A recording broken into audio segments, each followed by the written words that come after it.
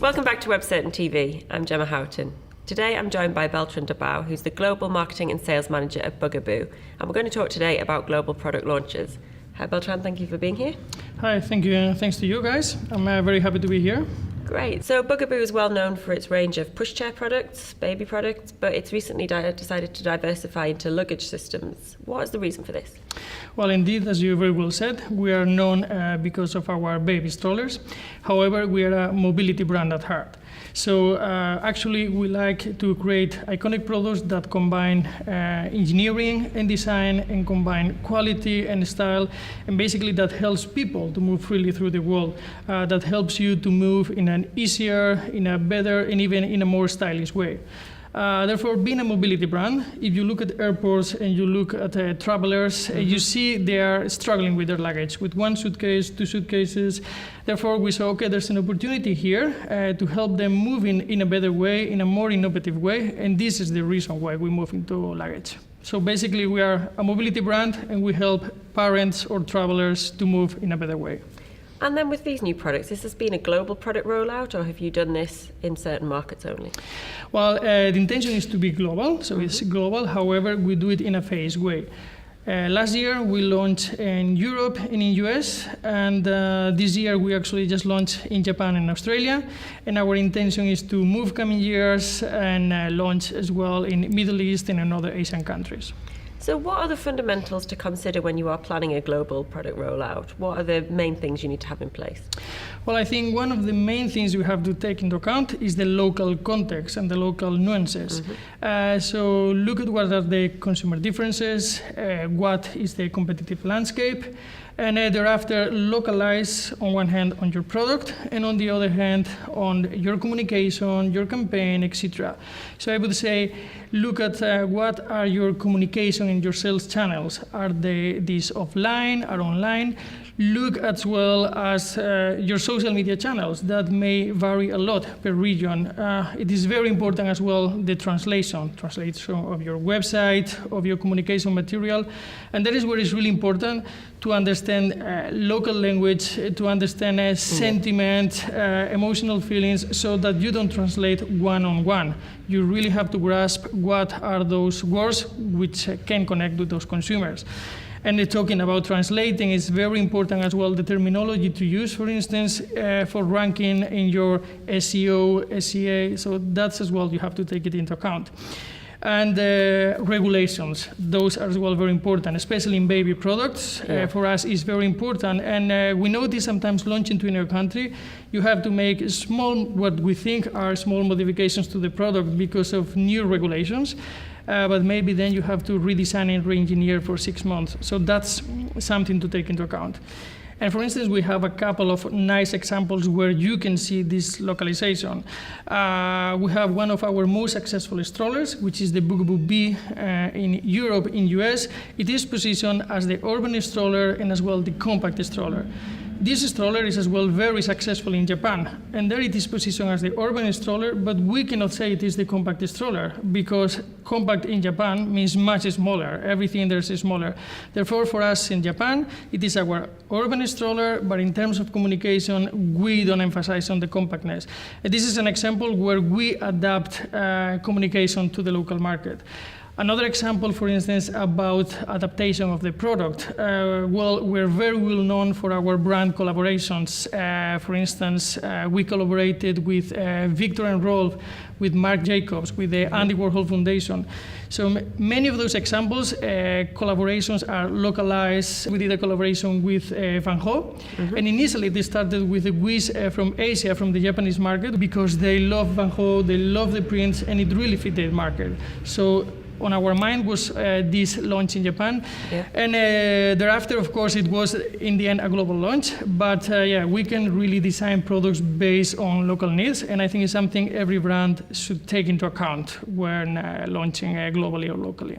So it's very important to allow plenty of time for the planning of the rollout and to really dig into each market and work out where you're going to maybe have the most impact or what you can leverage in that market to stand out. Yeah, exactly, and especially listen to your consumers. We live in a global world, and sometimes where it works in one market can work globally, or you can roll it out globally. However, it is very important to bring special things for special regions so that you are relevant in all your local markets. And when determining which markets to start with, you mentioned you started kind of with Europe and the US, and then you moved on to some of the Asian markets. How do you determine which are the priorities or which ones to start with? Well, that really depends for us on the product. For instance, within strollers, we are already in the market for 20 years. We know our consumers, we know our local competitors. We have local teams that can help us with the localization, with the regional activation. So usually then with the strollers, we feel comfortable in having a global launch. For us, it's about knowledge, it's about doing things right. For instance, with luggage, we're entering this new category, as we just talked about it. We did, of course, a lot of intensive market research. However, we are not so familiar as well with the strollers. Therefore, we want to focus our resources to do things right. And then when selecting which regions, so we went for Europe and the US. There's a big potential out there. We have bigger teams out there. Our headquarters are in Amsterdam, so it's in Europe. So we think we can do it better. In parallel, of course, we continue doing market research to launch in the new regions, and in parallel, we're gaining learnings from this launch that some of them may be relevant for these countries. So that's one of the other benefits of staggering it. Obviously, part of it's resources and not trying to do too much at once, but the other is actually you can learn and improve each time you move along. Exactly, yeah. So obviously we've talked about the fact that it's different between markets and you don't have the same strategy, but are there any kind of general themes and standards you've found when it comes to which channels you use when you're creating a launch? Are there any channels which are particularly good for kind of creating buzz around a new product? Yeah. Well, for us, definitely, and I think like for many companies, work a multi-channel approach. And well, everybody uses that word, but I think it definitely works. But then within this multi-channel approach, if we look at the channels that better work for us for Bugaboo, on one hand, I would say social media. It definitely helps us a lot. We have hundreds of thousands of followers amongst all the social media channels.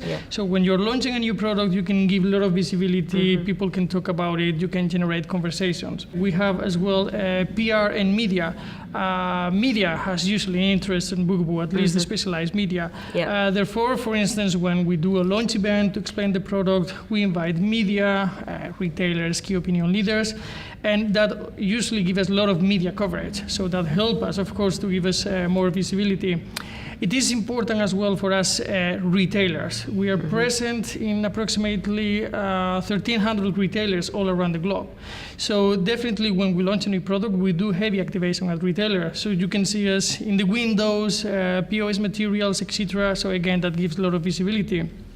And last but not least, I think very important, influencers. Actually, yesterday I was talking about how we work with influencers at Bugaboo.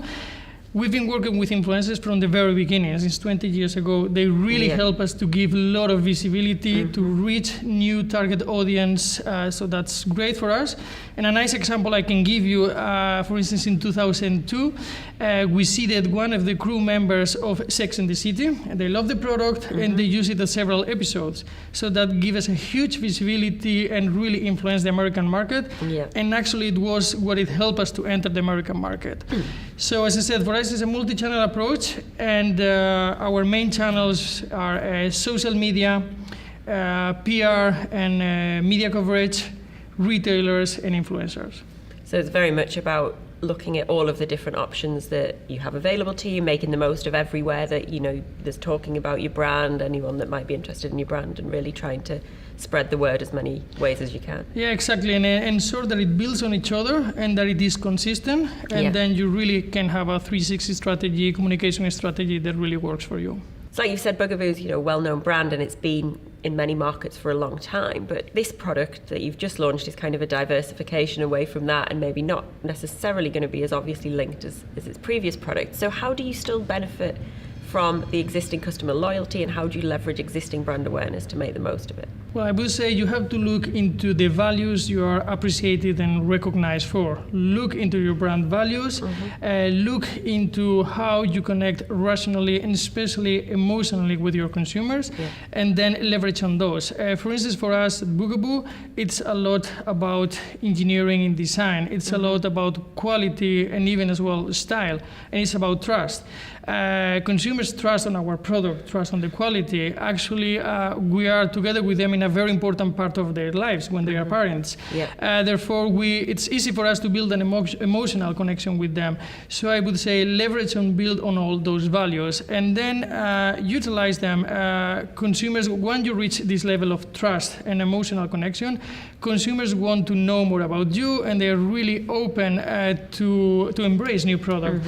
Therefore, think, for instance, in line extensions. They are already using your products. They would love to have accessories to use during the summer, during the winter. So think of delivering accessories on a regular basis. Yeah. And even, of course, think on brand extensions. That this is what we did with our luggage category. Based on our mobility values, on our quality and design, we launched a new line, which on one hand, of course, we're trying to reach a new target group, but we're trying to leverage on our loyal customers.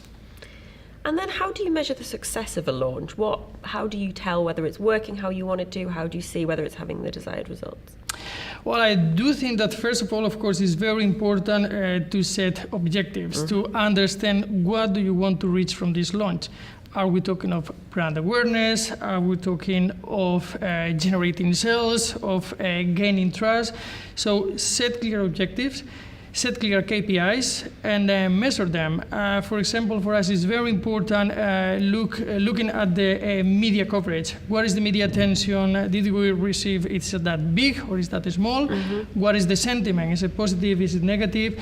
Look as well at your social media channels. Are you engaging with your customers? Are you gaining a new target group, new followers? And as well, what it is the sentiment there?